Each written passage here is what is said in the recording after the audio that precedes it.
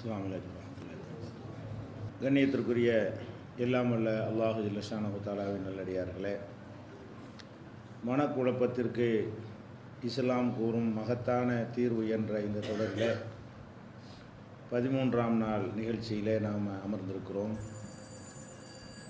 நேற்றைய தினம் நம்முடைய குடும்பத்திலே அல்லது குடும்பத்திற்கு வெளியிலே நாம் அதிகமாக நேசிக்கக்கூடிய ஒருவர் மரணித்து விட்டால், அதனால் நமக்கு பாதிப்பு ஏற்பட்டால் அதை எப்படி எதிர்கொள்வது என்பது குறித்த சில செய்திகளை பார்த்தோம். அதனுடைய தொடர்ச்சியாக நபிகள் நாயகம் ஸல்லல்லாஹு அலைஹி வஸல்லம் அவர்களுக்கு 4 பெண் குழந்தைகளை அல்லாஹ் கொடுத்தான். 3 பேர் அவங்க வாழும்போதே மரணித்து விட்டார்கள் என்பதை பார்த்தோம். 4வது மகளும் கூட நபிகள் நாயகம் ஸல்லல்லாஹு அலைஹி வஸல்லத்துக்கு பிறகு மரணித்தாலும் அவங்க சீக்கிரமே மரணித்து விடுவார்கள் என்பதை ரசூல் ஸல்லல்லாஹு அலைஹி வஸல்லம் அவர்களுக்கு அல்லாஹ் அறிவித்து கொடுத்துருந்தான். அப்போ அது கூட ஒரு முன்னாடி தெரிஞ்ச மாதிரி தான். ஏன்னா எனக்கு பின்னாடி முதல்ல நீ தான் என்னை சேருவாய். ஃபாத்திமா நாயகி அவர்கள் கடைசியாக பார்க்கும் பொழுது என்னுடைய குடும்பத்தாரிலேயே ஃபஸ்ட்டு என்னை சந்திக்கக்கூடிய ஆள் நீ தான் இருப்ப அப்படின்னோடனே ஃபாத்திமா ரலியல்லாஹு அன்ஹா சிரிப்பார்கள் அப்படிங்கிற ஹதீஸெல்லாம் நம்ம பார்க்குறோம். அப்போ நபிகள் நாயகம் ஸல்லல்லாஹு அலைஹி வஸல்லத்துக்கு பிறகு உடனேயே அவங்களுடைய 4வது மகளும் மரணித்து விடுவார்கள், அவங்களும் நீண்ட நெடுங்காலம் இருக்க மாட்டார்கள் என்று அல்லாஹ் அறிவித்து கொடுத்தும் கூட அவங்க அதை என்ன செய்யலை, தயக்கமோ குழப்பமோ மன அழுத்தத்திற்கு ஆளாகவும் இல்லை. அவங்களுக்கே அல்லாஹ் அது மாதிரி செய்திருக்கும்போது நம்மெல்லாம் ஏமாத்துறோம் இப்படி நினைத்து பார்த்தால் நம்ம ஆறுதல் அடைய முடியும். அவங்களுக்கு ஆம்பளை பிள்ளை இப்ராஹிம் என்ற ஆம்பளை பிள்ளை அல்லாஹ் கொடுத்தான். அதையும் பால்குடி பருவத்திலேயே எடுத்துக்கொண்டான் என்பதையும் பார்த்தோம். இந்த இப்ராஹிம் அவர்களைப் போலவே நபிகள் நாயகம் ஸல்லல்லாஹு அலைஹி வஸல்லம் அவர்களுக்கு காசிம் என்கிற பெயர்லையும் ஒரு மகன் இருந்திருக்கிறார். அவங்க மக்காவில் இருக்கும் பொழுதே அவர் பிறந்திருக்கிறாரு. அவர் சின்ன வயசுலே இறந்திருக்கிறார். ஆனால் அவருடைய வரலாறு விளக்கங்கள் எதுவுமே சொல்லப்படவில்லை. ஆனால் நபிகள் நாயகம் ஸல்லல்லாஹு அலைஹி வஸல்லம் அவர்களை அன்றிலிருந்து அவங்க மௌத்தாகிற வரைக்குமே அவங்களுடைய செல்ல பெயராக இருந்தது அபுல் காசிம், காசிமின் தந்தையே என்று தான் எல்லாருமே அழைக்குவாங்க. காசிம்னு ஒரு பிள்ளை இருந்தால் அந்த பிள்ளையோடு சேர்த்து தகப்பன்கிற வார்த்தையை இணைத்து பேர் வைக்கக்கூடிய ஒரு பழக்கம் அரபு நாட்டில் இருந்தது. அப்போ ரசூல் ஸல்லல்லாஹு அலைஹி வஸல்லம் அவங்களுடைய பேர் முகமது என்று இருந்தாலும் பேரை சொல்லி கூப்பிட்ற கொஞ்சம் யோசிப்பாங்கல்ல, அதுக்காக ஒரு செல்ல பெயர் ஏதாவது என்ன செய்வாங்க, வச்சு கூப்பிடுவாங்க. அந்த செல்ல பெயராக நபி ஸல்லல்லாஹு அலைஹி வஸல்லத்துக்கு இருந்த பேர் என்னென்னு கேட்டால் அபுல் காசிம், காசிமுடைய தந்தையே. இதை முஸ்லீம்களும் இப்படி பயன்படுத்தி இருக்கிறார்கள், யூதர்களும் இப்படி பயன்படுத்தி இருக்கிறார்கள். மக்காவில் இருந்த காபிர்களும் கூட நபி ஸல்லல்லாஹு அலைஹி வஸல்லத்தை கூப்பிடும் பொழுது பெரிய ஆள் முகமதுன்னு பேரை சொல்லி கூப்பிட முடியாதுல்ல. முஸ்லீம்களாக இருந்தால் யார் ரசூலுல்லாஹ்னு கூப்பிடுவாங்க, அல்லாஹ்வுடைய தூதர்ன்னு கூப்பிடுவாங்க. மற்றவங்க எப்படி கூப்பிடுவாங்கன்னா அபுல் காசிமு என்று சொல்வார்கள். இப்போ உதாரணமாக யூதர்கள் சில கேள்விகள் கேட்பாங்க, ரூஹுண்டா என்ன, அது கூட அல்லாஹ் பதிலெலாம் சொல்லுவான். அப்போ கேட்கும் பொழுது கூட என்ன எப்படி கூப்பிடுவாங்கன்னு கேட்டால் யா அபுல் காசிம் மர் ரூஹு, அபுல் காசிமே ரூஹுண்டா என்ன. அப்போ நபிகள் நாயகம் ஸல்லல்லாஹு அலைஹி வஸல்லம் அபுல் காசிமே என்று யூதர்களை அழைத்திருக்கிறார்கள் என்பதை புகாரியில் 125வது ஹதீஸில் நீங்கள் பார்க்கலாம். அதே மாதிரி ஒழு செய்யும் பொழுது இந்த குதிகாலை பின்னாடி உள்ள குதிகாலை கழுகாமல் இருந்தாங்கன்னு சொன்னால் அதுக்கு நரகம் இருக்கிறது, ஒழுங்காக கழுவிக்கிறங்கன்னு ரசூல் ஸல்லல்லாஹு அலைஹி வஸல்லம் சொன்னாங்க. இந்த செய்தியை அபூ ஹுரைரா ரலியல்லாஹு அன்ஹு அறிவிக்கும் பொழுது அபுல் காசிம் சொன்னார்கள்னு சொல்லுவார். அபுல் காசிம் ஸல்லல்லாஹு அலைஹி வஸல்லம் சொன்னார்கள், குதிகால்களை ஒழுங்காக கழுவுங்க. இப்போ ரசூலுல்லாஹ்வை இந்த செல்ல பெயராக அபுல் காசிம் என்று அழைத்திருக்கிறார்கள் என்பதற்கு புகாரியில் 165வது ஹதீஸில் பார்க்கலாம். அதே மாதிரி ரசூல் ஸல்லல்லாஹு அலைஹி வஸல்லம் அவர்களுக்கு ஒரு சிறுவர், முஸ்லீமில் ஒரு சிறுவர் பணியாளராக இருந்தார். அது அனஸ் ரலியல்லாஹு அன்ஹு நம்ம அறிஞ்சு வச்சுருக்கிறோம். யூதர்களில் ஒரு ஆள் என்ன செஞ்சுருந்தார், பணியாளராக இருந்தார். அந்த யூதருடைய அந்த பணியாளராக இருந்த ஒரு உடல்நிலை சரியில்லாமல் போன உடனே அவரை நோய் விசாரிப்பதற்காக வேண்டி ரசூல் ஸல்லல்லாஹு அலைஹி வஸல்லம் போகிறாங்க. போகும்போது சொல்கிறாங்க, தகப்பனாரை வைத்துக்கொண்டு நீ லா இலாஹா இல்லல்லாஹ் சொல்லிடு, நீ இஸ்லாத்தை ஏற்றுக்க, அதுதான் உனக்கு நல்லதுன்றாங்க. அப்போ அந்த பையன் தகப்பனாரை பார்க்குறாரு. இந்த மாதிரி சொன்ன என்ன செய்ய, நான் ஏற்றுக்கிறவான்னு கேட்குறாரு.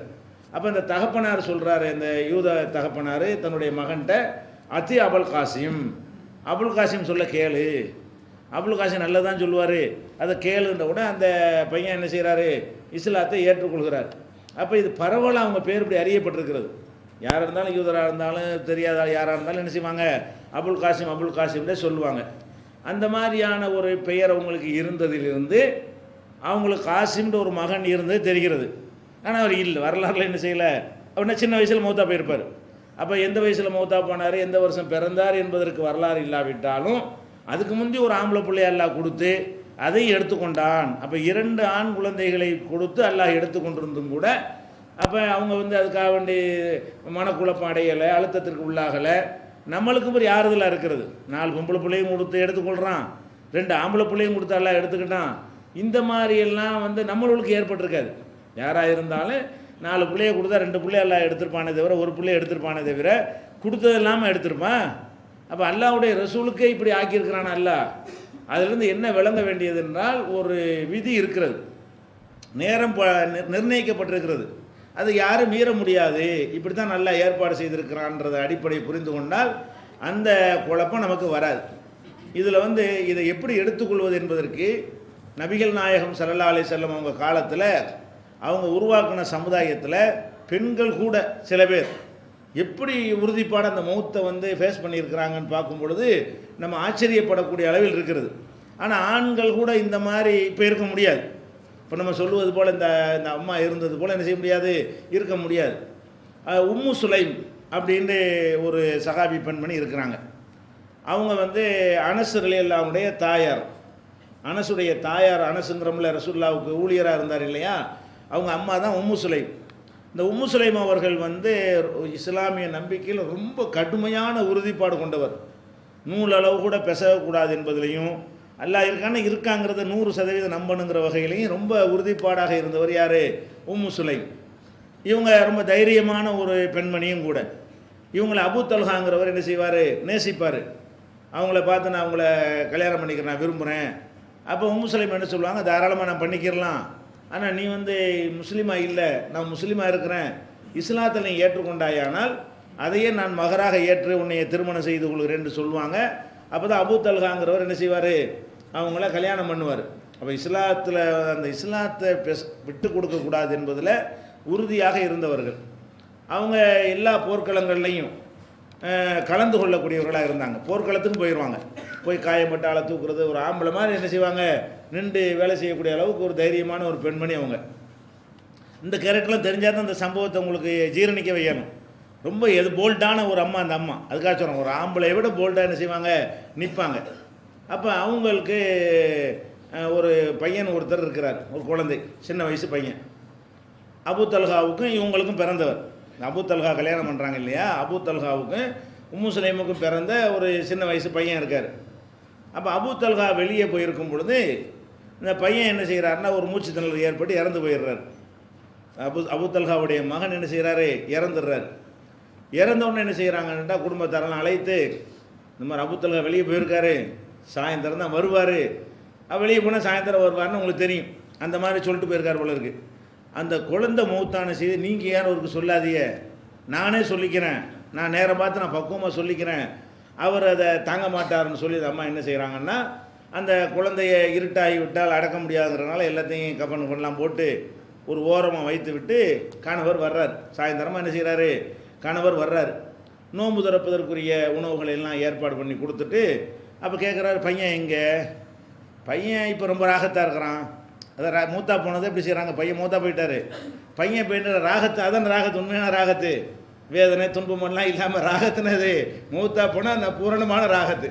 அப்போ அது இஸ்தராக அவர் ரொம்ப ராகத்தாக இருக்காருன்னு நினைக்கிறேன் அப்படின்னு பையன் நல்லா இருக்கிற மாதிரி சொல்லிவிட்டு இந்த அம்மா என்ன செய்கிறாங்க, அந்த செய்தியை சொல்லாமல் கணவரோட சாப்பாடெல்லாம் கொடுத்துட்டு சந்தோஷமாக இருந்து அவங்க அன்றைய தினம் தாம்பத்தியத்தில் ஈடுபட்டு காலையில் எந்திரிச்சவொன்னு என்ன செய்கிறாங்க, அவர்கிட்ட சொல்கிறாங்க, உங்களுக்கு செய்தி தெரியுமா, நம்ம புள்ள நேற்றே நெஞ்சிருச்சு, மரணித்து விட்டது, நான் உங்கள்கிட்ட சொல்லலை அப்படிங்கிற மாதிரி உங்களை தாங்கிக் கொள்ள மாட்டேன்பதற்காக வேண்டி சொல்லலைன்னு அவர் சொல்கிறாங்க.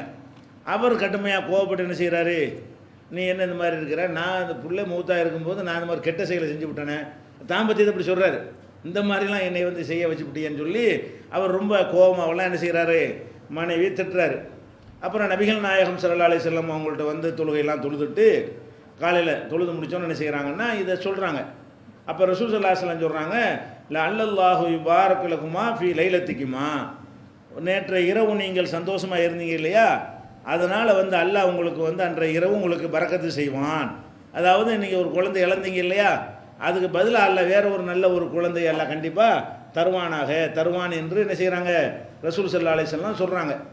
இது அறிவிக்கக்கூடிய ஒரு அன்சாரி சொல்கிறாரு, அபூ தல்ஹாவுக்கும் அவங்களுக்கு மத்தியில் 7 குழந்தைகள் பிறந்து 7 குழந்தைகளுமே குர்ஆனை நன்கு மனனம் செய்தவர்களாக இருந்ததை நானே பார்த்துருக்கிறேன்.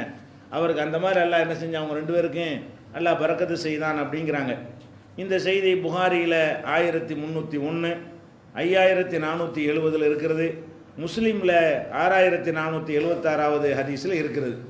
இதெல்லாம் ஒரு குழந்தை இறந்திருக்கும் பொழுது கூட அதை எப்படி அல்லாஹ் நாட்டில் நடந்து போச்சு. 100% அந்த விதியை நம்புகிறவங்களுக்கு தான் இது சாத்தியப்படும். இந்த மாதிரிலாம் நமக்கெல்லாம் இருக்க முடியாது. ரசூல் ஸல்லல்லாஹு அலைஹி வஸல்லம் காலத்தில் உள்ள சஹாபாக்கள் எல்லாரும் இப்படி இருக்கவும் இல்லை. விதிவிலக்காக 1-2 பேர் இருந்திருக்கிறாங்க. அது எந்த அளவுக்கு நம்முடைய விதியின் மீது உள்ள நம்பிக்கை, இது அல்லாஹ் தான் இந்த வேலையை செய்கிறான் என்று இருக்கிறதோ அதுக்கு தகுந்தவாறு நம்ம இடத்துல இந்த உறுதிப்பாடு காணப்படும். இந்த அளவுக்குலாம் இருக்கிற கஷ்டம்தான். நிறைய சஹாபாக்கள் இருக்கலை, அதுக்கும் வரலாறுகள் என்ன செய்கிறது இருக்கிறது. கொஞ்சம் அழுவாங்க, மறுப்பாங்க, அந்த மாதிரிலாம் இருக்கிறது. ஆனால் இந்த அம்மா என்ன செய்யலை, ஒரு சாதாரண அழுகையை கூட காட்டலை, செய்தியை கூட தெரிவிக்கலை. அன்ற ஒரு குழந்தை போனதுக்கு யாரெல்லாம் அவங்க எதுக்காக அப்படி இருக்கிறாங்கன்னா, யாரெல்லாம் நான் சபூர் செய்கிறேன், இதுக்கு பதிலாக எனக்கு ஒரு குழந்தையத்தா, அதுக்குள்ளே வேலையை நான் பார்க்க போகிறேன் அப்படிங்கிற அளவுக்கு என்ன செய்கிறாங்க, அல்லாட்ட பிரார்த்தனை பண்ணிவிட்டு அந்த அம்மா அன்றைய தினமே தாம்பத்தியத்தில் ஈடுபட்டு அன்றைய தினமே அவங்க கருவுற்று மறு குழந்தையை பெற்றெடுக்கிறது கூட அங்கே பொறுப்பை சாட்டி விட்டாங்க அல்லாட்ட. பாருங்கள், இந்த மாதிரியான உறுதிப்பாடு உள்ளவர்களும் இருந்திருக்கிறார்கள். அப்போ இதெல்லாம் அந்த ஈமானுடைய அளவை பொறுத்து கூடலாம் குறையலாமே தவிர அந்த விதியை பொருந்தி கொள்கிற விஷயம் நம்ம எல்லாருக்கும் இருந்தாகணும். விதியை என்ன செய்யணும், பொருந்தி கொள்ளக்கூடிய தன்மை இருக்கணும். அதுக்கு தான் மார்க்கத்தில் என்ன சொல்லப்பட்டிருக்குன்னா, மரணங்களை பொறுத்த வரைக்கும் மௌத்து ஏற்பட்டுச்சுன்னு வைங்களேன், இது மூசலை மாதிரி எல்லாருக்கும் இருக்க முடியாது. சட்டத்துலேயும் அப்படி கிடையாது. மார்க்கம் என்ன பண்ணுதுன்னா, உங்களுக்கு 3 நாளைக்கு பர்மிஷன் கொடுக்குது. மார்க்கத்தில் 3 நாளைக்கு நீங்கள் என்ன செய்யலாம், அழுகலாம், கவலையாக இருக்கலாம், சாப்பிடாமல் இருக்கலாம், தூங்காமல் இருக்கலாம். ஏன்னா அந்த படைச்ச இறைவனுக்கு தெரியும் இது நார்மல் ஆகுறதா இருந்தால், சாதாரண மனிதனுக்கு எல்லாருக்கும் இல்லை, சாதாரண மனிதனுக்கு நார்மல் ஆகுறதா இருந்தால் ஒரு 3 நாள் டைம் கொடுத்தா தான் அந்த மனசு என்ன செய்யும், கொஞ்சம் கொஞ்சமாக கவலைகள் மறையும். மனசு படிப்படியாக தான் குணமாகும். மனசுடைய எண்ண மாற்றங்கள்லாம் எப்படி இருக்கு, ஒரு செகண்டில் உண்டாகிறது. கவலையும் செகண்டில் உண்டாகாது, சந்தோஷம் செகண்டில் உண்டாகாது. அப்போ அந்த படிப்படியாகத்தான் அந்த இது உண்டாகுங்கிற காரணத்தினால இந்த மார்க்கை நமக்கு என்ன லிமிட் பண்ணுதுன்னு கேட்டால், அதுவும் கண்ட்ரோல் பண்ணுது. வழி தெரியாமல் முழிக்கக்கூடாதுங்கிறதுக்காக வேண்டி.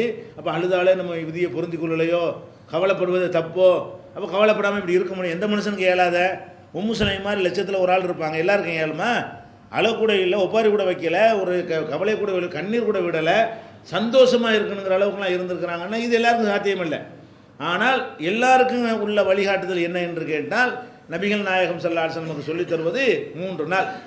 3 நாளைக்கு பிள்ளையை பறி கொடுத்துட்டு தாய் சாப்பிடாமல் இருந்தால், நல்லபடியாக சாப்பிடாமல் இருந்தால், தூங்காமல் இருந்தால், இடிஞ்சு போய் உட்காந்துக்கிட்டு இருந்தால் அது மார்க்கத்துலேயும் குற்றம் இல்லை. நம்மளும் அதை அது பெருசாக எடுத்துக்கிற வேண்டிய தேவையில்லை. அதனால் பாதிக்கவும் செய்யாது. 3 நாள் வரைக்கும் அப்படி இருந்தாங்கன்னு சொன்னால் அவங்கள மனநோயாளின்னு எந்த டாக்டரும் சொல்ல மாட்டான். 3 நாளைக்கு கவலைப்படுறவங்கள பார்த்து எந்த மருத்துவத்தை நீங்கள் அழைச்சிட்டு போனாலும் இவங்க மெண்டலாக இருக்காங்கன்னு சொல்ல மாட்டான். 3 நாளைக்கு வராட்டி தான் மெண்டலுமா. 3 நாள் இப்படி இரும்பு மாதிரி உட்காந்துட்டு இருக்கிறாங்கன்னு சொன்னால் மெண்டலாக இருப்பாங்கன்னு அப்போ தான் சந்தேகப்படுவான். அப்போ இயற்கையாக வர வேண்டிய அந்த சோகம் கவலை எல்லாம் மனிதனுக்கு வந்துடணும். வந்தால் தான் அது நார்மலுக்கு ஒரு அடையாளம்னு வைங்களேன்.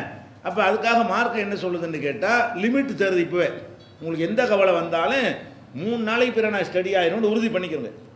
3 நாள் வரைக்கும் என்னை இறைவன் எப்படி கொண்டு போகிறான்னு போகட்டும். வாயினால் ஒப்பாரி வைக்க மாட்டேன், தப்பான வார்த்தையை பேசிட மாட்டேன், கல்புல கவலைப்படுவேன், கண்ணீர் விடுவேன், இந்த வேலைகளை செய்வேன். அந்த பாதிப்புகளுக்கு ஏற்றவாறு என்னுடைய சில உணவுகளை குறைச்சிக்கிருவேன், தூக்கத்தை குறைச்சிக்கிருவேன், கலகலப்பாக இருக்கிறத குறைச்சிக்கிருவேன். இது மாதிரியெல்லாம் நான் இருப்பேன்னு சொன்னால் குற்றம் கிடையாது 3 நாளைக்கு. அப்போ நபிகள் நாயகம் ஸல்லல்லாஹு அலைஹி வஸல்லம் அதுக்கு நமக்கு வழி காட்டுறாங்க. எப்படி காட்டுறாங்கன்னா, அபூ சுஃபியான் மரணித்து விட்டார். அபூ சுஃபியான்னா நபிகள் நாயகத்துக்கு பெரிய எதிரியாக இருந்தவர். பிறகு கடைசி காலத்தில் நெஞ்சார் அவர் இஸ்லாத்துக்கு வந்துட்டார். அபூ சுஃபியானுடைய மகள் உம்மு ஹபீபா ரசூலுல்லாஹ்வுடைய மனைவியாக இருக்கிறாங்க. அப்போ ரசூலுல்லாஹ்வுக்கு மாமனார். அப்படி பார்த்தா யார், இவருடைய அபூ சுஃபியானுடைய மகளை உம்மு ஹபீபாவை ரசூல் ஸல்லல்லாஹு அலைஹி வஸல்லம் திருமணம் செஞ்சுருக்கிறாங்க. அப்போ ரசூலுல்லாஹ்வுக்கு மாமனார் ஒரு வகையில் இல்லை, ஒரிஜினல் மாமனார். அப்போ மாமனார் மரணித்து விட்டாருங்கிற ரசூலுல்லாஹ் காலத்துக்கு பிந்தி அபூ சுஃபியான் மரணித்து விட்டாருங்கிற செய்தி வந்த உடனே உம்மு ஹபீபா என்ன செய்கிறாங்கன்னு கேட்டால் 3 நாள் வரைக்கும் சும்மா இருந்துட்டு 3 நாள் முடிஞ்ச உடனே அத்தர்லாம் கொண்டு வாங்க, நறுமணத்தெல்லாம் கொண்டு வாங்க அப்படின்னு சொல்லி மேலக்கெல்லாம் பூசிக்கிறாங்க. யார்? உம்மு ஹபீபா. பூசிட்டு என்ன செய்கிறாங்கன்னு கேட்டால், இந்த அத்தர் பூசுறது நறுமணம் பூசுறது எனக்கு வழக்கமே கிடையாது, எனக்கு அதெல்லாம் பிடிக்கவும் செய்யாது, நான் பூசுகிற எப்பவும் பூசிக்கொண்டே இருக்கிற ஆளும் கிடையாது. ஆனால் ரசூல் ஸல்லல்லாஹு அலைஹி வஸல்லம் சொல்லியிருக்கிறாங்க 3 நாளைக்கு மேலே கவலையாக இருக்கக்கூடாதுன்னு. அதை மாத்திரக்கு வேணும்னு பூசுகிறேன்.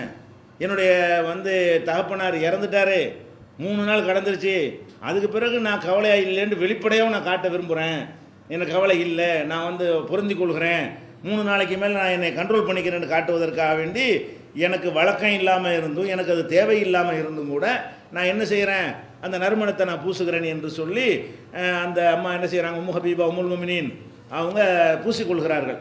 அப்போ சொன்னாங்க, கணவன் இறந்தாலே தவிர ஒரு பெண்மணிக்கு கணவன் இறந்தால்தான் இந்த அலங்காரங்கள் போக்குவரத்தை எல்லாம் என்ன செய்யணும், ஒரு 4 மாதம் 10 நாளைக்கு அல்லது பிரசவிக்கிற வரைக்கும், கர்ப்பிணியாக இருந்தாங்கன்னு சொன்னால் பிரசவிக்கிற வரைக்கும், கர்ப்பிணியாக இல்லைன்னு சொன்னால் 4 மாதம் 10 நாள் வரைக்கும் கணவன் இறந்தாண்டா என்ன செய்யக்கூடாது, நறுமணம் பூசக்கூடாது, அலங்காரம் செய்யக்கூடாதுங்கிற தடை இருக்கே தவிர மற்ற யாருடைய மரணத்திற்காக வேண்டியும் 3 நாளைக்கு பிறகு இப்படி குளிக்காமல் கிழிஞ்ச சட்டையை போட்டுக்கிட்டு அழுகு சட்டையை போட்டுக்கிட்டு சாப்பிடாமல் இருந்தால் மார்க்கத்தில் குற்றம்.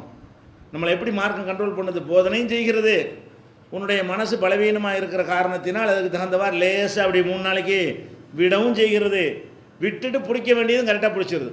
அப்போ நமக்கு எந்த ஒரு கணவன் மரணித்தால் மட்டும்தான் அந்த அலங்காரங்களை தவிர்த்து கொள்வதற்காக வேண்டி பூ வைக்கிறது, அது மாதிரி நகை நட்டுகள் அள்ளி போட்டுக்கிறது, கலர் கலராக ஆடை அணிகிறது, நறுமணத்தை பூசிக்கொள்வது, அந்த மாதிரியான ஒரு அலங்காரங்கள்லாம் செய்து கொள்வதற்கு பெண்களுக்கு தடை இருக்கிறது.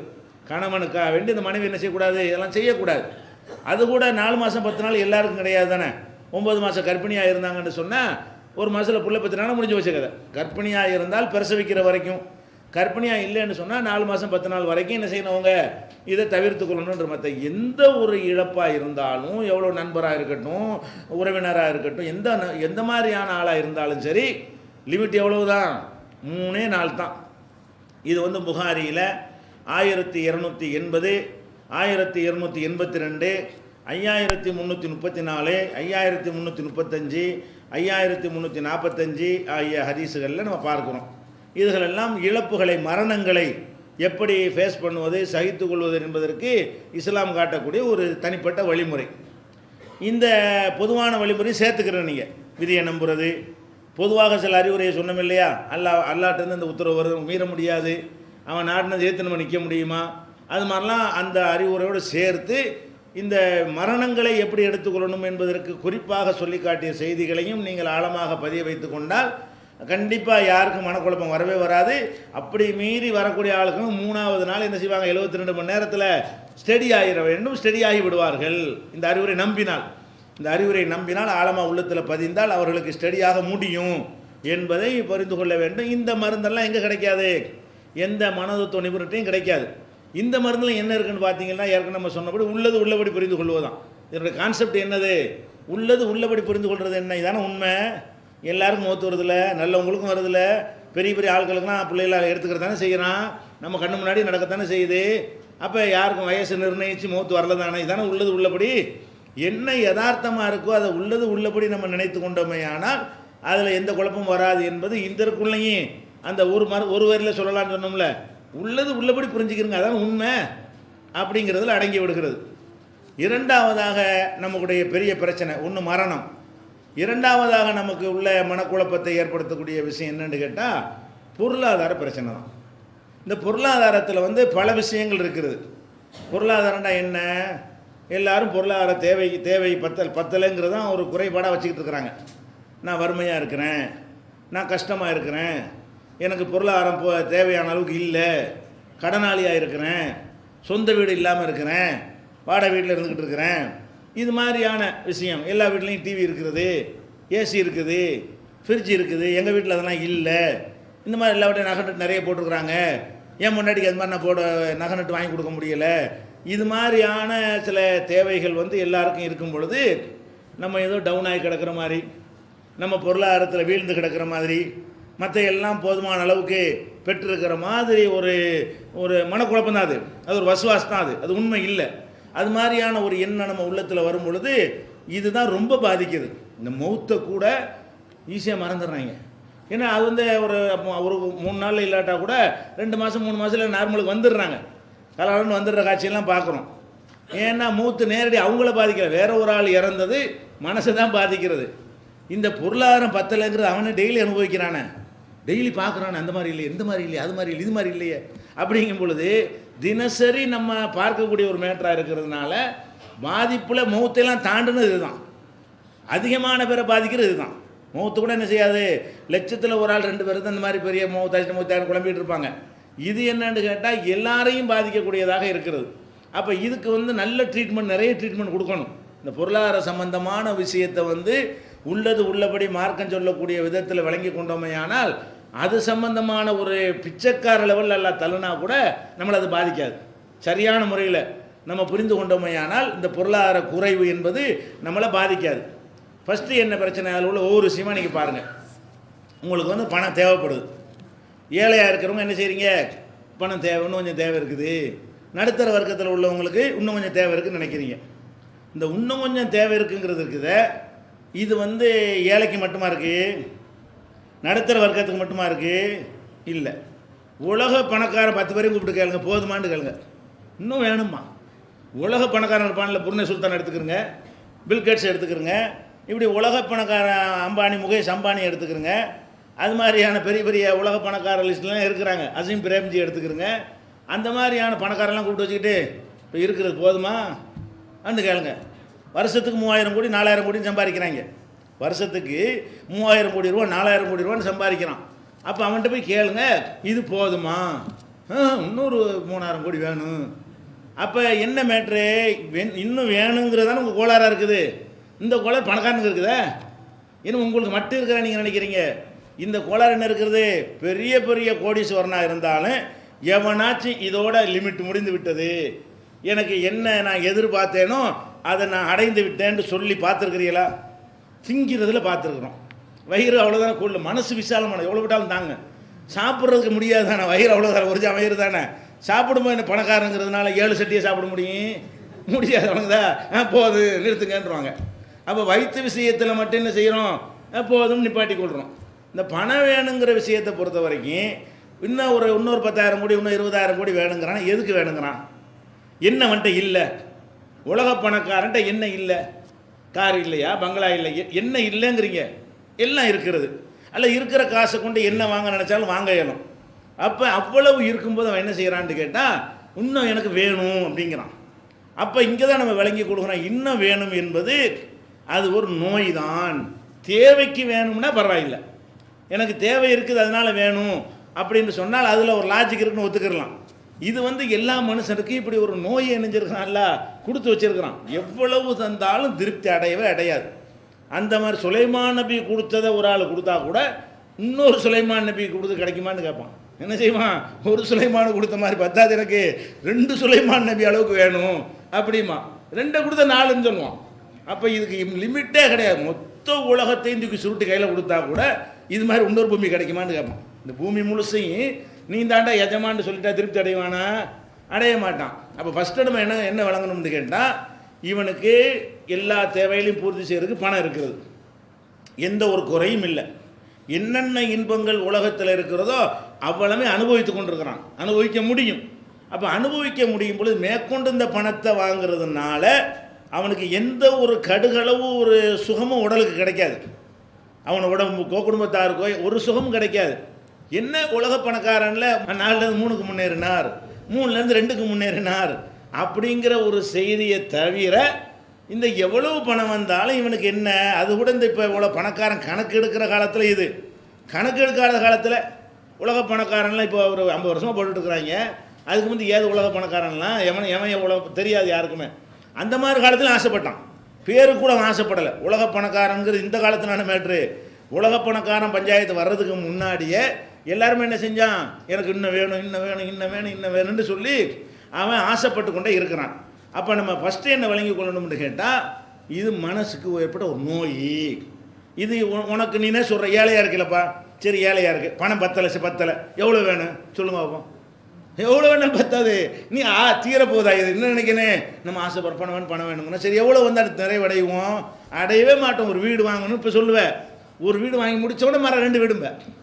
இப்போ என்ன செய்வேன், இப்போதைக்கு ஒரு சொந்த வீடு வந்தால் போதும் அப்படின்னு இப்போ சொல்லிடுவேன்.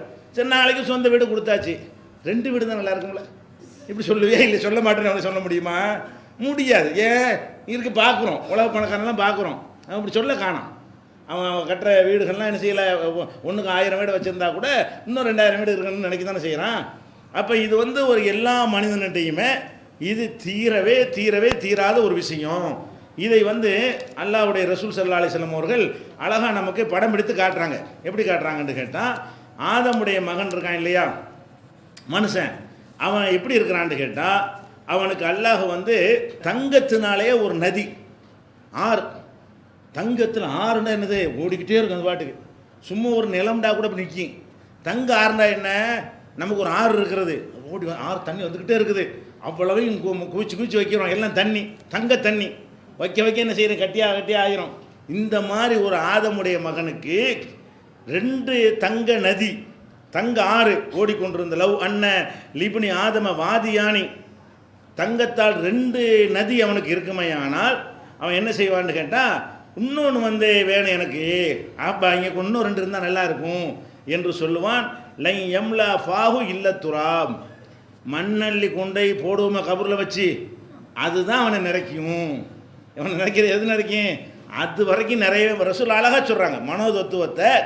இது பணத்துக்கு பின்னாடி அலையிறது ஒரு நோய் விளங்கிக்கிறங்க. பணத்துக்கு பின்னாடி அலையிறது என்பது என்னத்தை கொடுத்தானோ அதில் திருப்தி ஆகிக்கிறணுமே தவிர, எல்லாம் நிறைய தந்தால் அதில் திருப்தி அடைங்க, குறைய தந்தால் அதில் திருப்தி அடைங்க. நீங்கள் என்னமோ ரொம்ப தந்தால் திருப்தி அடைஞ்சிருவேன் அதுக்காக வேண்டி கொடுன்னு கேட்டீங்கன்னா அடைய மாட்டீங்க. இது உண்மை. எந்த ஒரு மனிதனும் எத்தனை 1000 கோடியை கொடுத்தாலும் அவன் திருப்தி அடைய மாட்டான், கண் முன்னாடியும் பார்க்குறோம். இந்த மனோதத்துவத்தை அல்லாஹ்வுடைய ரசூல் என்ன செய்கிறாங்க, நமக்கு சொல்லித் தருகிறார்கள். புகாரியில் 6439வது ஹதீஸில் இது சொல்லப்படுகிறது. ஒருத்தனுக்கு தங்க நதி ஓடிக்கொண்டிருந்தால் இன்னும் 2 இருந்தால் எனக்கு நல்லா இருக்குமே விரும்புகிறான்ங்கிறாங்க. அதே மாதிரி வந்து எக்குபுர் இப்னு ஆதம், ஆதமுடைய மகன் மனிதன் முதுமை அடைகிறான், பெரியவனாகிறான், வயசாகிக்கிட்ட போகிறான்ல, வயசாகும்போது என்ன நடக்குது, எல்லாமே டவுன் ஆகுது. விளங்குதா, கண் பார்வை டவுன் ஆகிடுது, காதுடைய கேட்குற சக்தி டவுன் ஆகிறது, வாயுடைய பேசுகிற சக்தி டவுன் ஆகிறது, நாவுடைய சுவைக்கிற சக்தி டவுன் ஆகி கொண்டிருக்கிறது, மூச்சு இழுக்கிறது கூட டவுன் ஆகிறது, ஹார்ட் கூட என்ன செய்கிறது, திணறுகிறது. 25 வயசில் இருந்த மாதிரி என்ன செய்ய மாட்டேங்குது, எல்லாம் இறங்குமுகம். மனுஷன் வயசு ஆக ஆக எல்லாமே என்ன செய்கிறது, இறங்குமுகமாக இருக்கிறது. 100 கிலோ தூக்கினவனுக்கு 10 கிலோ தூக்க முடியலை, தூக்குறத விட உட்காந்து எதிர்க்க முடியலை. பெரிய உலக ஒலிம்பிக்கில் போய் ஓடினான்லாம் சொல்லுவாங்க. அவனை 75 வயசில் பார்த்தா எப்படி இருப்பான், அவன் உட்காராலும் எழுப்பி வைக்கிற ஒரு ஆள் வேணும். அப்போ மனுஷன் பெருசாகும் பொழுது எல்லாமே சிறுசாகிக்கிட்டே இருக்கிறது. எல்லாவுடைய சக்தியும் அல்லாஹ் அப்படி சொல்லி காட்டணும். ஒமன் அம்மிருஹு நுனக்கிசுஹு பில் ஹல்கி அஃபலா யாக்கிலூன். எந்த மனிதனுக்கு அதிக வாழ்நாளை நம்ம கொடுக்குறோமோ அவனை ரிவர்ஸுக்கு மாற்றணும். ரிவர்ஸ் என்ன அர்த்தம், இப்படி வளர்ந்துக்கிட்டே போவான். ஒரு 35 வயசு வரைக்கும் வளர்முகம், அப்புறம் 36 இப்படி இறங்கிட்டே வரும். அப்படி வந்து வந்து வந்து கடைசியில் குழந்தையாக இருக்கும் படுக்கையில் இப்படி மலை ஜலம் கழிச்சானோ அந்த ரிவர்ஸ் வந்துடுவான். குழந்தையாக இருக்கிற நிலைக்கு எப்போ வருவான், 80 வயசு ஆகும் பொழுது படுக்கையில் படுத்துக்கிட்டு அவன் ட்ரெஸ்ஸில் மலை ஜலத்தை கழிச்சிக்கிட்டு அந்த எந்த உணவும் திங்க முடியாமல் நீராகாரத்தை மட்டும் பாலம் மட்டும் குடித்தான்ல அந்த ரேஞ்சுக்கு இப்படி ரிவர்ஸ் ஆயிடுமா. மனிதனுடைய வாழ்க்கை எப்படி இருக்குன்னு கேட்டால் இப்படி போகும், இப்படி இறங்கிரும். அதிக வாழ்நாள் இருந்தால் இடையில எல்லாம் பிடிச்சிக்கிட்டா கிடையாது. அதிக வாழ்நாள் எல்லாம் கொடுத்தாண்டு வைங்க, அதனுடைய விளைவு என்ன, தலைகீழ் நிலைக்கு நீ வந்துடுவே, இறங்கு முகமாக வந்துடுவே அப்படின்னு சொல்கிறோம். இப்படி எல்லாமே இறங்கிட்டு இருக்கும் பொழுது 2 வீடு பெருசாகிட்டு இருக்கு. ரசூலுல்லாஹ் சொல்கிறாங்க, மனுஷன் முதுமை அடையும் பொழுது அவன்கிட்ட எல்லாம் டவுன் ஆகுறது, எல்லாமே இறங்குமுகமாக இருக்குது. எல்லா சக்தி ஆற்றல் அனைத்தும் அவனுக்கு என்ன திங்கிற அளவு கூட குறைஞ்சதா இல்லையா? 25 வயசில் வெட்டின மாதிரி 50 வெட்ட முடியுமா? வெட்ட முடியாது. அப்போ சாப்பாடு கூட குறைஞ்சி போய் விடுகிறது, எல்லாமே குறைஞ்சி போய் விடுகிறது. ஆனால் எக்குபுருமாகு இஸ்னானி 2 விஷயம் மட்டும் அப்போ இருந்து பெருசாகிக்கிட்டே இருக்குது. இளைஞனாக இருக்கும்போது இருந்த விட பெருசாக இருக்குமா இப்போ கிழவனாக இருக்கும்போது. அந்த 2 விஷயம் என்ன, ஆம்பளை பொம்பளை எல்லாருக்கும் தான். 2 விஷயம் என்னன்னு கேட்டால் ஹுப்புல் மாலி, பணத்தாசை. 25 வயசை விட 50ல் பணத்தாசை கூட தான் இருக்கும். 50 விட 25 வயசில் தனக்கு மட்டும் தரணும்னு நினைப்பான், அதிக ஆசை இருக்காது. 35 வயசில் பிள்ளைக்கெல்லாம் தரணும்னு நினைப்பான், கொஞ்சம் கூடி இருக்கும். 75 வயசில் பேரன் பேத்தி கொள்ளு பேரன் எள்ளு பேரன் வரைக்கும் என்ன செய்யணும், சேர்த்து வச்சுட்டு போகணும், ரொம்ப ஆசைப்பட ஆரம்பிச்சிருவான். எல்லா கல்யாணத்தையும் பார்த்துக்கிட்டு முடிக்கணும்னு இப்படி பார்க்குறதுக்கு பல ஆயிரம் தேவைப்படும் அவனுக்கு. அப்போ போக போக வயசு அதிகமாக அதிகமாக என்ன வரும்னு கேட்டால், எல்லாம் இறங்கு முகமாகிட்டு இருக்கும்போது ஹுப்புல் மால், இந்த பணத்தாசை செல்வத்தின் மீது உள்ள விருப்பம் இருக்குதே, இது பெருசாகிக்கிட்டே போகும். அப்போ நீங்கள் இப்போ 25 வயசுக்காரனுக்கு பணத்தாசை கூடவா, 70 வயசுக்காரனுக்கு கூடவான்னு கேட்டால் கண்ணை முடிக்கிட்டு சொல்லலாம், 70க்கு தான் கூட, இவனுக்கு தான் இருக்கக்கூடாது. இப்போ போகிறோம் அடுத்த வருஷம் அந்த மாதிரி இருக்கிறாங்க, இவனுக்கு தான் இருக்கக்கூடாது. ஆனால் என்ன இவனுக்கு இருக்கும், இவனுக்கு தான் அதிகமாக இருக்கும். இளைஞர்கள் போய் பூண்டு விளையாடுவாங்க, பணத்தை எடுத்து அப்படி தண்ணி மாதிரி செலவழிச்சிட்டு இருப்பான். ஐயா அவனுக்கு அது தேவைகள் கிடையாது. ஆனால் இவனுக்கு இப்படி ரசூல் அழகாக படம் பிடிக்கிறாங்க மனிதனுடைய மனசை. ஒன்று ஹுப்புல் மால், ஒன்று இன்னொன்று தூளுல் உமரி, ரொம்ப நாள் வாழணும். இந்த உடனே தியாகம் பண்ணுறேன், ஜியாத் பண்ணுறேன், போர்க்களத்துக்கு போகிறான்ல, எல்லாம் இளைஞனாக இருப்பான். செத்துருவோன்னு தெரியும், செத்தா சாவுறேன், அவனுக்கு தான் இன்னும் கொஞ்ச நாள் வாழணும், வாழ்வதற்கு உடம்பு அவனுக்கு தான் இருக்கிறது. இளைஞனுக்கு தான் இந்த வாழ்க்கையை என்ஜாய் பண்ணுவதற்குரிய எல்லா விதமான தன்மையும் உடலில் இருக்கிறது. அவனை கேட்டிங்கன்னா ஒரு போராட்டம், ஒரு துப்பாக்கி சுடுமா, சுடுறான்னு நிற்பான்.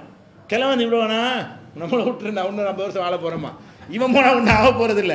அப்போ இவனுக்கு ஆசை, இந்த உயிர் ஆசை யாருக்கு ஜாஸ்தி, வயசு ஆவா என்ன செய்கிறது, 60 முடியக்கூடாது. முதல்ல என்னப்பான் 25 இருக்கும், என்ன செய்வான், யாரெல்லாம் ஒரு 50 வரைக்கும் என்னை எப்படியும் கொண்டு போயிருவான்.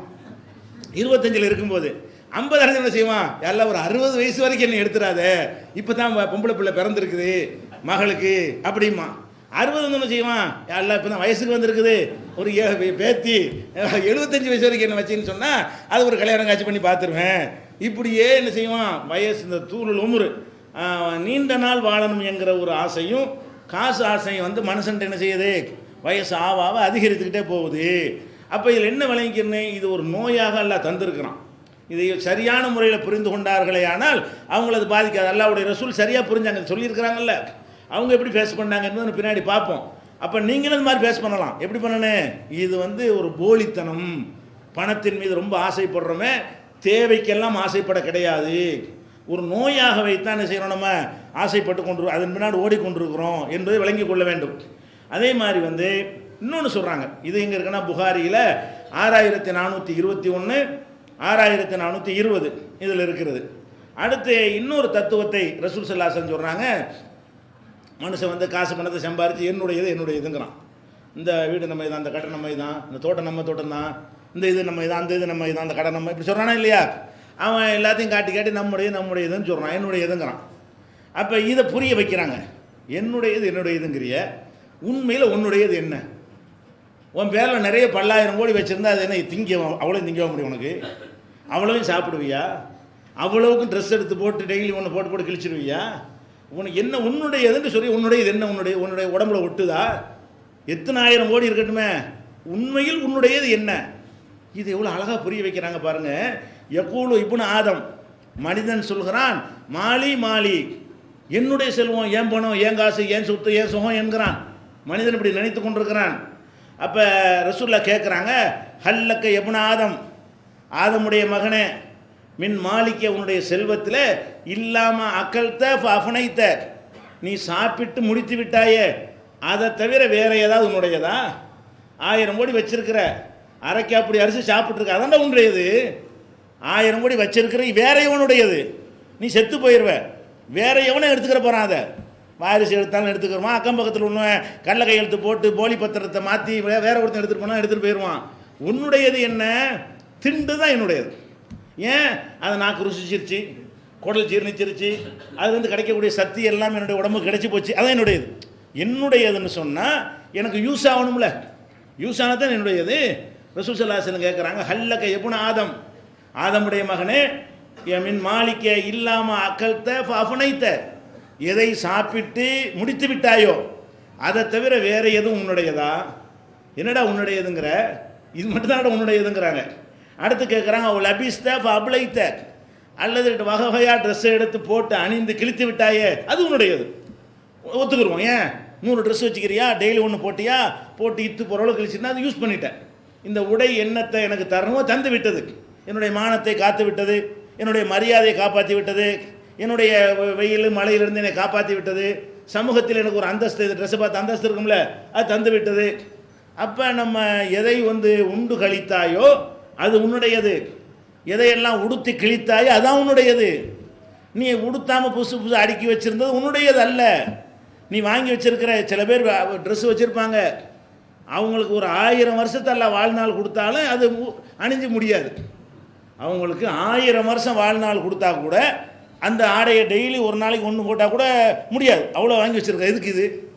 நீ என்னத்துக்கு இப்படி ஒரு ஆசை வாங்கி வச்சுக்கிறதுக்காக வேண்டிய ட்ரெஸ்ஸு அது மாதிரிலாம் கேட்குறாங்க ரசூல் ஸல்லல்லாஹு அலைஹி வஸல்லம். அப்போ நீ ஆடைகளை கூட நீ மூட்டை மூட்டையாக அரிசியை வீட்டில் வச்சுருந்தா கூட உன்னுடையது திண்டது மட்டும்தான். அல்லது உன்னுடைய புள்ள குட்டியை பொண்டாட்டி பிள்ளையை திண்ட வேணாம் சேர்த்துட்டு போ.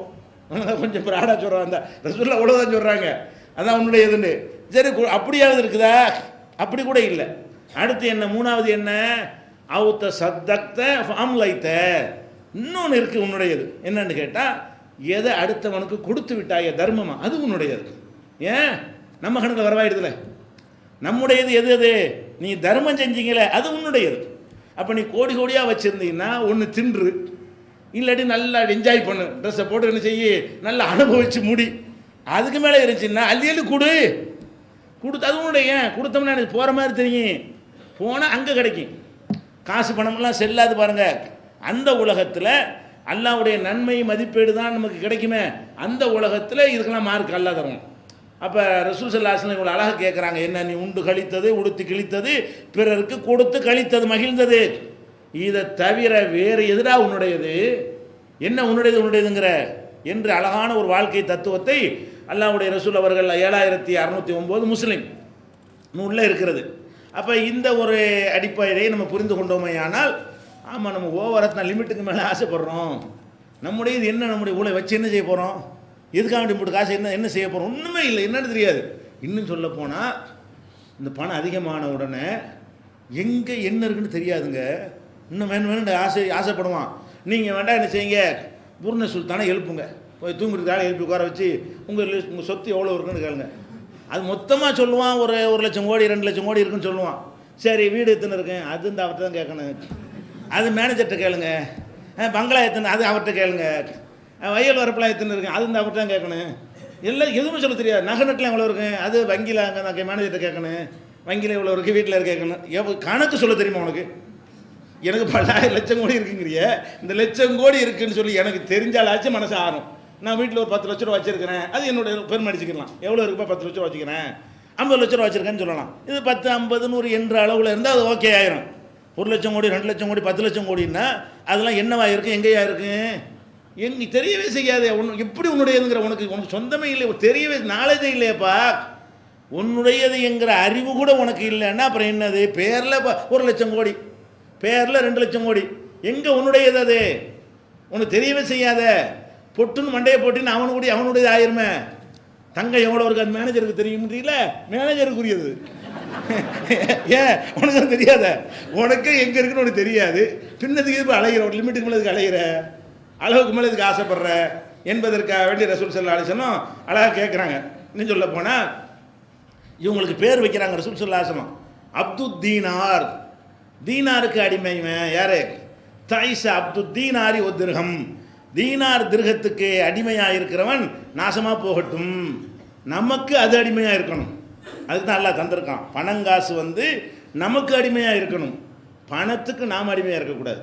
அதை ரசூல் ஸல்லல்லாஹு அலைஹி வஸல்லம் சொல்கிறாங்க, தைஸ அப்துத் தீனாரி ஒ திர்ஹம், தீனார் திர்ஹம் தங்க வெள்ளி காசுகளுக்கு அடிமையாக இருக்கிறானே அவன் நாசமாகட்டும். உள் கத்தீஃபத்தி உள் ஹமீசத்தி, மேலாடை உள்ளாடை போர்வை இதுக்கெல்லாம் அடிமையாக இருக்கிறானே, அந்த பொருள்களுக்கு அடிமையாக இருக்கிறானே, அதுக்கு இலக்கணம் சொல்லி காட்டினாங்க. இன் ஒத்திய ரலிய, கொடுத்தா சிரிக்கிறான், இல்லம் யோத்த லம்யர்ல, கொடுக்கலன்னா என்ன செய்யறான், முறைக்கிறான். இவன் தான் அடிமை. எது காசு பணத்துக்கு அடிமைக்கு எப்படி அளவுகோல்னு கேட்டால், ஒரு ஆள் உங்களுக்கு என்ன செய்கிறாரு, இந்தாங்க 1000 ரூபா வச்சுக்கணுங்கிற அப்படிங்கிற, இல்லைங்க இல்லை கைவசம் ஒன்றும் இல்லைங்க, இப்படி மூஞ்சி சுளிக்கிற. அப்போ உனக்கு மூஞ்சி சுளிக்கிறதுக்கும் சிரிக்கிறதுக்கும் எது அளவுகோலாக இருக்கிறது? இதுதான் அளவுகோலாக இருக்கிறது. இவன் தான் அடிமைங்கிறாங்க ரசூல் ஸல்லல்லாஹு அலைஹி வஸல்லம். இவன் தான் பணத்துக்கு அடிமை. கொடுத்தா ஒரு மாதிரியாக பேசுறது, கொடுக்கலன்னா வேற ஒரு மாதிரியாக பேசுறது, அதுக்கு தகுந்த மாதிரி முகபாவனை காட்டுவது, இந்த மாதிரி ரியாக்ஷன் காட்டுறவன் எல்லாம் காசு பணத்துக்கு அடிமை என்பதற்கு இலக்கணத்தை சொல்லித் தருகிறார்கள். இது புகாரியில் 6435வது ஹதீஸாக இடம்பெற்றிருக்கிறது.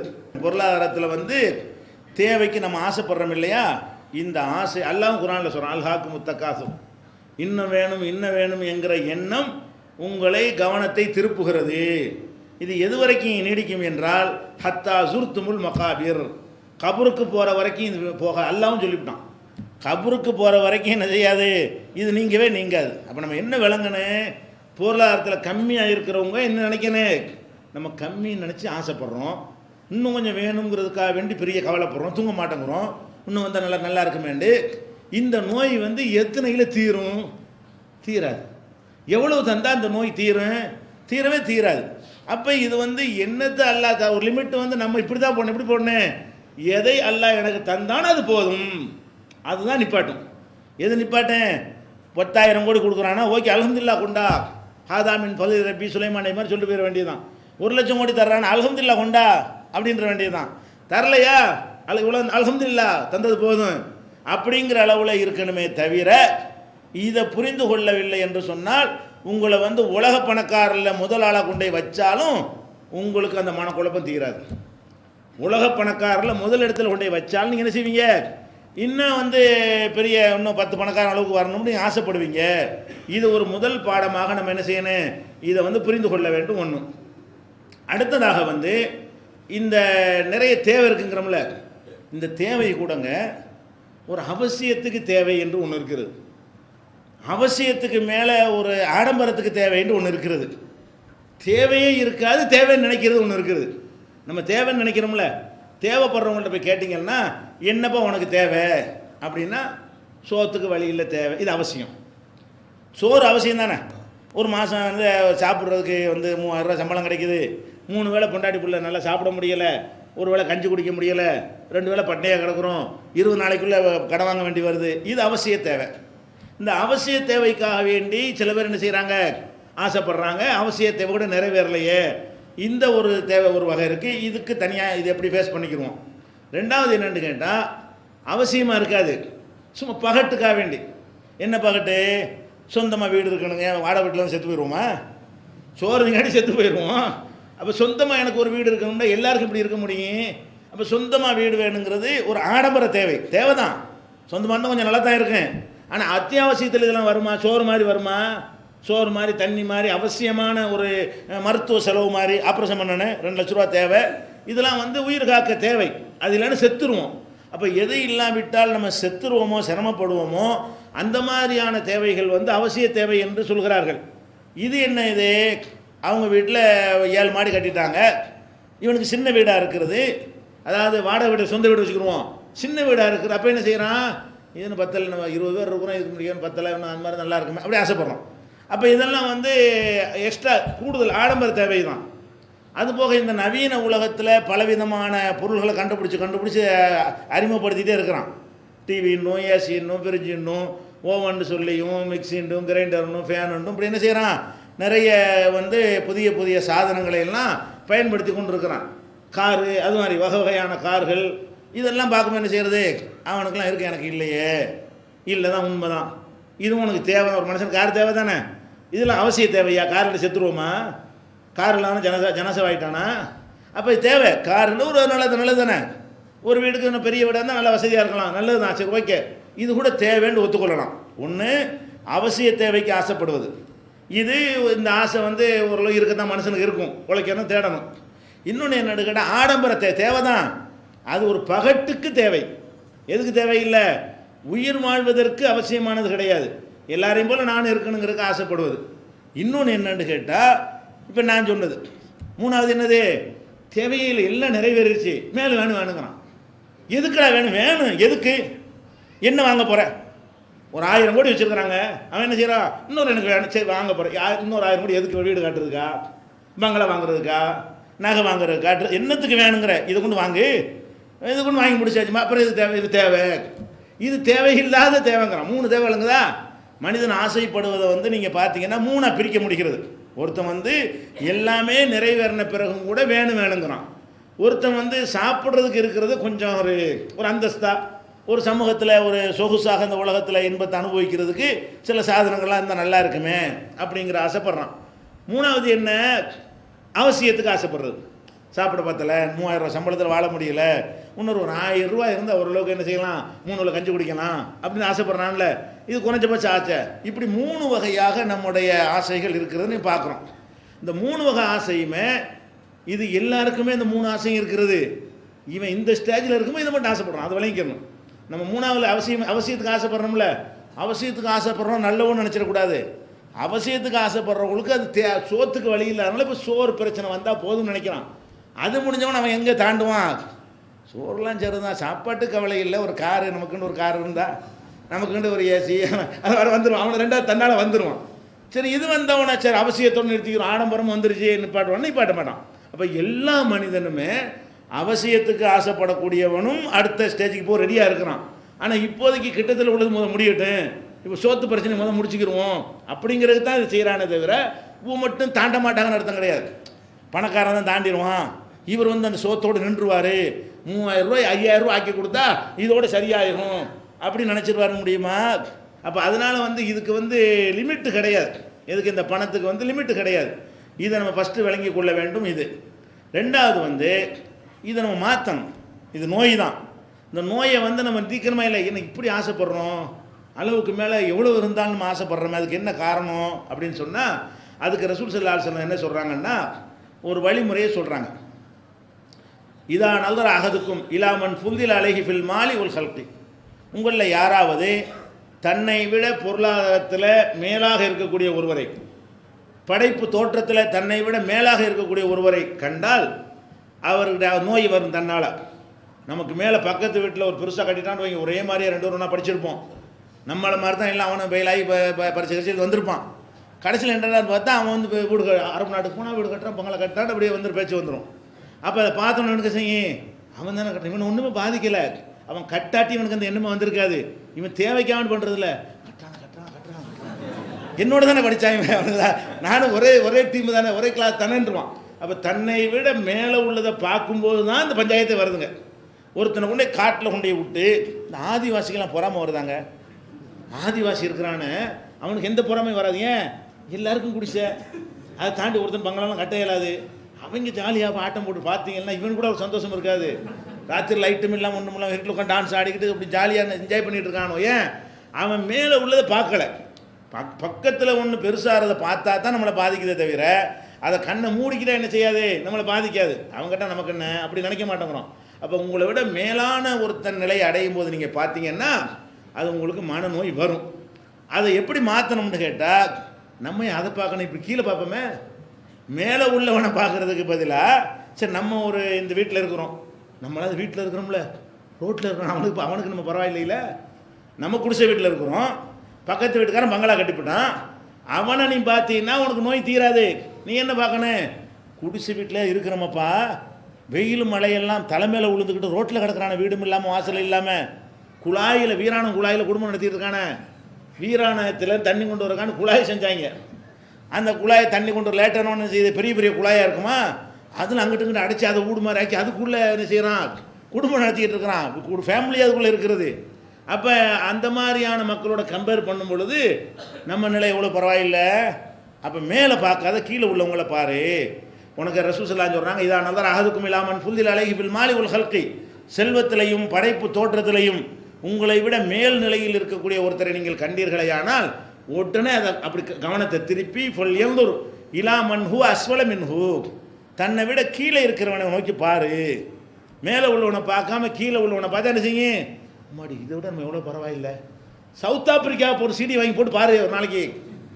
அங்கே போய் அந்த எலும்பும் தோளும் அந்த மக்களை பார்த்தா கண்ணீர் வருது. நம்ம என்ன வறுமையில் கஷ்டம்னுக்கிட்டு இருக்கிறோம். அந்த மக்கள் எலும்பும் தோலுமா இருக்குங்க, அந்த மண்டை மட்டும் இருக்குங்க, உடம்புல ஒன்றையுமே காணா, எலும்புலாம் என்னலாம் எக்ஸ்ரேலாம் எடுக்க தேவையில்லை. அந்த மாதிரி அந்த மக்களை பார்க்கும்போது என்ன செய்கிறது, இந்த மாதிரி இல்லாமல் கஷ்டப்படுறாங்களே. தின்றுட்டு போன எச்சியலை சாப்பாட்டை எடுத்து என்னென்னதே கலந்து பசைஞ்சு போட்டு போயிடுவான். அந்த குப்பைத்தொட்டில் கையை விட்டு எச்சியலை எடுத்து அதில் உள்ளதை வலித்து சாப்பிட்றாங்களே, அவங்கள நீ நினச்சி பார்த்தீங்கன்னா உனக்கு ஏன் ஆசை வருது? நீ அவனை போய் பார்க்குற, இறைவா இவனை விட என்னை நல்லா வச்சுருக்க நினைவன். உனக்கு கீழே 1,00,000 பேர் இருக்கானா இல்லையா, மேலே 4 பேர் தான் இருப்பான். நமக்கு மேலே உள்ளவனை என்னென்னா கணக்கு எடுத்துடலாம், நம்ம கீழே உள்ள என்ன கணக்கெடுக்க இயலாது எல்லாருக்குமே. அப்போ ரசூல் ஸல்லல்லாஹு அலைஹி வஸல்லம் எவ்வளோ மனதத்துவம் சொல்கிறாங்கன்னு பாருங்கள். இந்த நோய் தீர்வதாக இருந்தால் அதுக்குரிய முதல் மருந்து என்ன? மேலே உள்ளதை பார்க்காத, மேலே உள்ளதை பார்த்தீங்கன்னா உனக்கு பைத்தியம் தான் பிடிக்கும். அதை பார்த்தோன்னு நீங்கள் அதுக்கு மேலே உள்ளவங்க போய் பார்ப்ப, அதுக்கு மேலே உள்ளவங்க பார்த்துட்டே இருப்ப. இது தீரவே தீராது. நம்ம என்ன நினச்சி பார்க்கணும்னா, எல்லா மனிதர்களுமே ஒருத்தராக சொல்லுங்கள், எனக்கு கீழே ஒருத்தனும் இல்லைன்னு சொல்லுங்க பார்ப்போம். எனக்கு கீழே நான் தான் ஆக கீழே அப்படின்னு சொல்லுங்க பார்ப்போம். ஆக கீழேன்னு ஒருத்தருமே கிடையாது. நீங்கள் யாருமே இருக்க மாட்டீங்க. இந்த முஸ்லீம் உம்மத்தில் ஒருத்தர் கூட என்ன செய்யலை, ஆக கீழே கொண்டாந்து அல்ல போடவே இல்லை.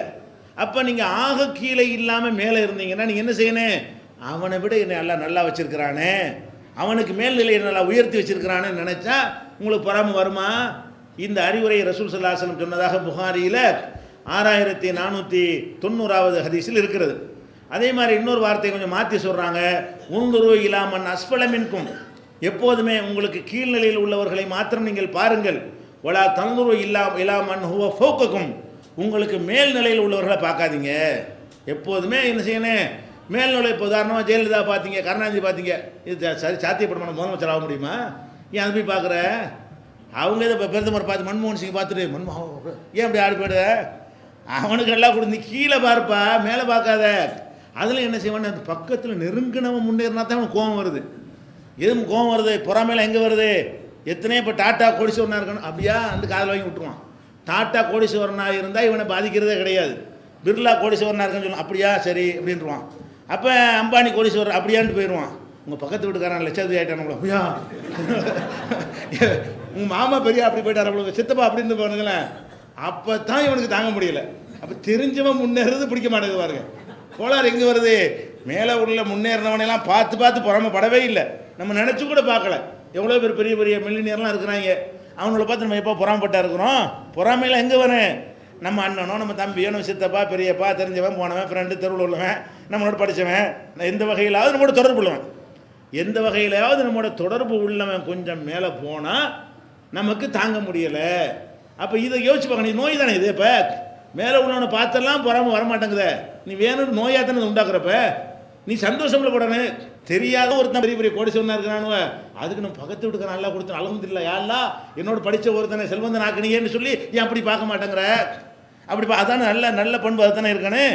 அப்போ நமக்கு தெரிஞ்ச ஒருத்தன் பணக்காரனாக வருது, தெரிஞ்ச ஒருத்தனுக்கு வசதி கிடைப்பது நம்மளுக்கு ஜீரணிக்க முடியவில்லை. அப்போ இது நோய் என்பது காட்டுகிறது. இதை சொல்கிறாங்க ரசூல் ஸல்லல்லாஹு அலைஹி வஸல்லம், ஃபஹுவ அஜ்தரு அல்லாஹ் தஸ்துரு நியமத்தல்லாஹ், அல்லாஹ் உங்களுக்கு செய்திருக்கிற நியமத்துகளை அலட்சியப்படுத்தாமல் இருப்பதற்கு இதுதான் ஏற்ற ஒரே வழி. எது வழி? அல்லாஹ் உங்களுக்கு நிறைய தந்திருக்கான், உங்களுக்கு தெரியலை. நீங்கள் மேலே உள்ளவனை பார்த்துட்டு இல்லை இல்லைன்னு இருக்கிறீங்க, கீழே உள்ளவனோட பார்த்தா இதை விட நான் எவ்வளோ நல்லா இருக்கிறேன், லட்சம் மடங்கு நான் மேலே இருக்கிறேன், 1000 மடங்கு மேலே, 100 மடங்கு மேலே, குறைஞ்சபட்சம் 10 மடங்கு மேலே இருப்பீங்க. உங்களுக்கு கீழே உள்ள மக்களோடு ஒப்பிட்டு பார்த்தீர்களே ஆனால் அவர்களை விட ஒரு 10 மடங்காவது நீங்கள் மேல்நிலையில் இருப்பீர்கள். ஏன் அப்படி உங்களுடைய மனசை நீங்கள் ஆறுதல் படுத்திக் கொள்ளக்கூடாது? அதுதானே உண்மை. அதுதானே மேலே உள்ளவன் கம்மியாக தானே இருக்கிறான். எந்த மனுஷனுக்கு மேலே உள்ளவனை எடுத்தீங்கன்னா உலக பணக்காரன் லட்சக்கணக்கில் இருப்பான். 700 கோடி பேர், 10 பேர் உலக பணக்காரங்கிறான். 700 கோடி எங்கே, 10 பேர் எங்கே? அப்போ இந்த லெவலில் தானே இருக்கணும். 1 கோடி பேர் இருப்பான பணக்காரன், அவ்வளோதான் இருப்பான் 700 கோடி பேரில். அப்போ 700 கோடி மக்களில் 1 கோடி பேர் பணக்காரன் இருந்தால் மீதி 699 கோடி பெரிய கோடீஸ்வரனா இல்லையில? இப்படி நம்ம என்ன செய்யணும் நினைத்து பார்த்தோம் என்று சொன்னால் நம்மை ஆறுதல் படுத்தும். இன்னும் இந்த பொருளாதாரம் என்கிற ஒரு அதனுடைய நோய், அதனால் ஏற்படுற அந்த மனநோய் மனக்குழப்பம் தீர வேண்டுமானால் இன்னும் தெளிவான அறிவுரைகளை மார்க்கம் சொல்லுகிறது. இன்ஷா அல்லாஹ் அதை அடுத்தடுத்த நாட்களில் பார்க்கலாம். திருக்குரான் தமிழாக்கம் பி ஜெய்னுலாபிதீன், அனைவருக்கும் புரியும் எளிய நடை, தேவைப்படும் வசனங்களுக்கு தெளிவான விளக்கங்கள், கலை சொற்களின் விளக்கங்கள், திருக்குரான் எவ்வாறு அருளப்பட்டது, எவ்வாறு தொகுக்கப்பட்டது என்பது குறித்து முழுமையான விளக்கம், நபிகள் நாயகம் ஸல்லல்லாஹு அலைஹி வஸல்லம் காலம் முதல் இன்று வரை குர்ஆன் பாதுகாக்கப்பட்ட வரலாறு, திருக்குரான் இறைவனின் வார்த்தைகள் என்பதற்கான அடுக்கடுக்கான ஆதாரங்கள், முந்தைய பதிப்புகளை விட மெருகூட்டப்பட்ட செய்திகள், கூடுதலான பக்கங்கள், அழகிய வடிவமைப்பு, உயர்தரமான பைண்டிங், விலை ரூபாய் 330 மட்டுமே. வெளியீடு மூன் பப்ளிகேஷன், நம்பர் 83/3, முதல் மாடி,